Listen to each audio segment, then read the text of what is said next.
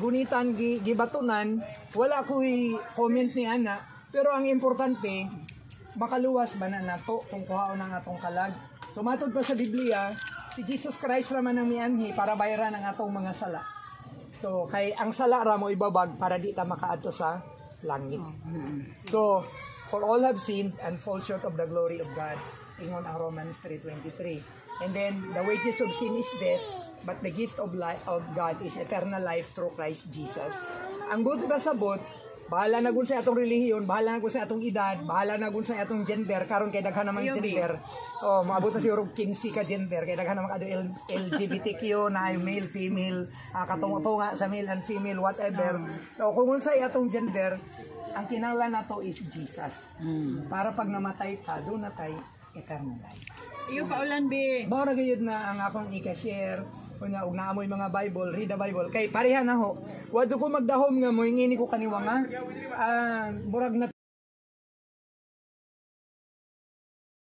salamat sa imong kaayo sa among mga kinabuhi. Salamat Lord sa akong mga classmates, sa akong mga kabats, Lord God, nga imong gipanalanginan o kabasog sa lawas. Salamat Ginoo, kami nagkatigom karon Ginoo. Panalangin ang among panagtigom mo Lord God. Among giampo mahimo ning wholesome experience Lord sa kada usa ka namong Ginoo. Panalangin ang tanang pagkaon kabasog sa among panglawas Lord God. Panalangin ang mga nag-donate niini Ginoo. Ibalik kanila ang pinilo-pilo pa nga panalangin o Lord God. Salamat Ginoo kini among pagampo sa pangalan ni Jesus nga among Ginoo manluluwas. Amen. Amen. Happy birthday to you. Yan, advance celebration. Maway gasto.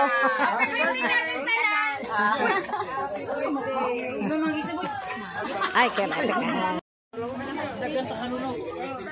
Walay. Sinarelin na assignment na to. Dahil palo stress kasi mukha. Basig balak niya tayo pati out.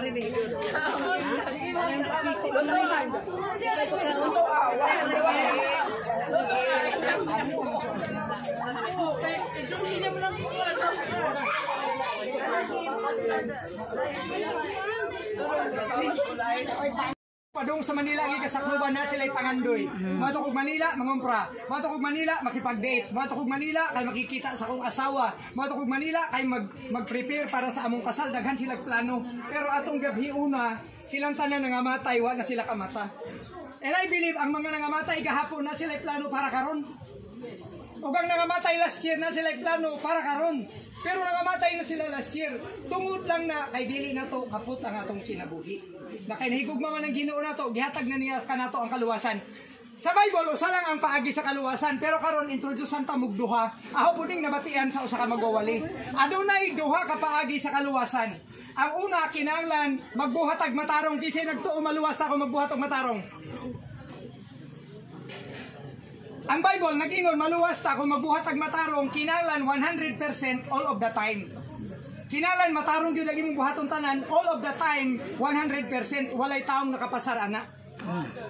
Kay kisa may taong makapasar halimbawa ayaw pagpamakak mamakak man ta. Kada kung inigingon sa nanay day hay magkaguran diri. Ang bata nga nakasabot sa kaguran mayon dayong ambot nay kay kung mayon ang nanay di ara diri dada diri nak. Human pagkasunod anak kag dari. Pagka humay magsunod-sunod ang sugo mamakak na lang ang bata nay wa ko kasabot di na makak na ang bata. Ug ang ingon nga higugmaan ninyo ang Ginoo nga inyong Dios sa inyong tibuok kasing-kasing hunahuna og kusog wala ta na katuman. Therefore mubagsak ta kung ang basihan sa kaluwasan ang pagbuhat og matarong. Diba? We cannot be saved by our own good works. Kaya ang ingon ng Bible, for our righteousness is just like filthy rags in the eyes of God. Pero ang ikaduhang kaluwasan nga paagi sa Ginoo, mao na nga tungod sa iyang grasya, iyang gihatag ang iyang bugtong nga anak na si Jesus. Aron kung kita mudawat kaniya, makabaton kitag kinabuhi nga walay katapusan. Ang kaluwasan libre na, regalo na sa Dios. Kaya nag-ingon sa Ephesians 2:8 and 9, but by grace you have been saved through faith. It is the gift of God. It is not of yourselves, so that no one can boast. Ngano kita ga-celebrate tag Pasko, ga-celebrate tag ka ng Christmas. Ay, pangutan ako si Lilith. Lilith, sakto? Lilith, si Bibit. Oh, Lilith niya, tama. Lilith. Pasko, di ba? Birthday Ginoo? Okay. Kunuhay, birthday ni Mulit, kanusa? Oh, Kuno ay September 2, birthday ni Lilit. Tapos ang atong gibuhat, nagalipay tang tanan. Yay, birthday ni Lilit. Tapos may ko dahil regalo ni mo Wing. Tapos may mo si Wing, ay dahil regalo ni mo anang Edit. Tapos Dwayne dahil regalo ni mo. Naghatagay tag regalo tanan kay birthday ni Lilit. Di ba ka na mag-uol? Nga imong birthday, kaming tanan nag-isip pa ngayon may among regalo. Dili ba dapat ang Christmas, birthdays Ginoo, na atay regalo para niya, dili regalo para nato? Tama o mali? Tapos pag birthday na to, gusto na to, kita taga ang regalo. Pag birthday is Ginoo, ato gyapong regalo. Sa tinurayan na, si Jesus ang pinaka-the best nga regalo para nato. For God so loved the world that He gave His only begotten Son, that whosoever believeth on Him shall not perish but have everlasting life. Oh. Pagkauman ini, magbagbuwag na tayo sa asa tamutaw, kung inyong gidawat ang regalo sa Ginoo natay kinabuhing walay katapusan. This is not a topic or subject about religion. Oh, dili ni religion. This is about our personal faith in the Lord Jesus Christ. Okay? And then, dili po ni pinugsanay nga aho mong pugsun para mo balhin sa among relihiyon. Kumbaga, sa aho rang tawhanon nga istorya, kani mo ning ingon sa akong misis, wala mo na mo gikinahanglan sa among relihiyon. Kaya nga among relihiyon, arang hagua. Sa tinuray kay manglakaw mi, magwali mi, magbalay-balay mi, kay mo isugo sa Ginoo. Nga go into all the world and preach the gospel. Pero ang importante, makadawat ta sa Ginoo bilang atong Ginoo manluluwas. Timanan ba nato si Jesus mi anhi dinhi sa kalibutan more than 2,000 years ago, gisalikway siya sa mga Hudiyo. Wala siya dawata kasabot ba mo kisay nagpalansang ni Jesus sa krus mga Hudiyo? Ang iyang mga kababayan, ang mga high priest, kay dili sila mudawat nga si Jesus mo magtudlo nila o patigpulong sa Ginoo.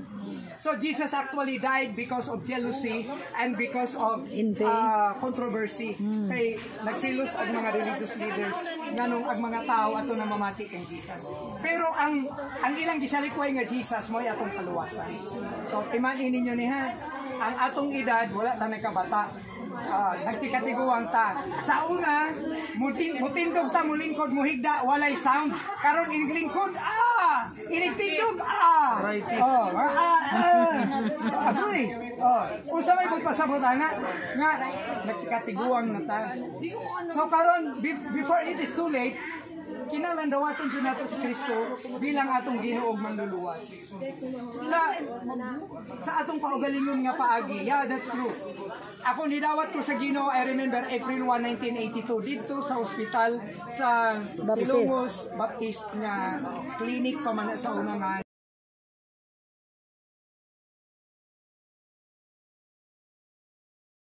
tanan, kitang tanan nakasala o nanginanglantas sa iyang tuma, nanginanglantas sa iyang. So ini sa hapunon, I believe God is present here. Kaya niingon ang iyang pulong, tunghain ang duha o tulong na nagkatigom sa iyang ngalan, ana ako sa ilang taliwala. So mag-ampo ta mga classmates, I want you to repeat after me. I want you to pray with the same prayer that I'm going to pray. Mag-ampo, sunod lang mo ini nga prayer. Habang nagduko ang atong mga ulo, nagtiyong atong mga mata. Amahan na mo nga langit nun. Amahan na mo ang langit. Daghang salamat Ginoo. Daghang salamat Sa Ginoo. imong gugma. Sa imong Sa gugma. imong kaluoy. Ug sa imong kaluoy. Kanako. Kanako. Pasayloa ako Ginoo. Pasaylo ako Sa Ginoo. akong mga sala. Sa akong mga Ug sala. hinluwi ako. Ug ginloy ako. Sa tanan. Sa tanan. Nga pagkadili matarong. Pagkadili matao. Ako nagatuo. Ako nagatuo. Nga ang kabayaran sa akong sala. Kabayaran sa akong sala. Mao ang kamatayon. Dito sa linaw nga kalayo. Sa linaw. Apan ang imong gasa. Pananglugas. Alam kanamo. Mao ang kinabuhing dayon. Mao kinabuhi. Pinaagi kang Hesus Kristo. Pinagihas. Nga namatay sa krus. Ug nabanhaw. Ug nibalik dito sa langit. Ug milingkod sa tuong nga bahin sa trono sa Dios. Niining kahaponon akong giablihan ang akong kasing-kasing. Ug ako kang gidawat Ginoong Hesukristo. Musulod ka sa akong kasing-kasing. Ug gikan karon ikaw na Ikaw na. ang akong Ginoo Akong Ginoo. manluluwas. Amen. Daghang salamat sa kaluwasan. Daghang salamat sa kapasayloan. Kini ang akong gihampo sa pangalan ni Jesus na akong Ginoo manluluwas. Amen.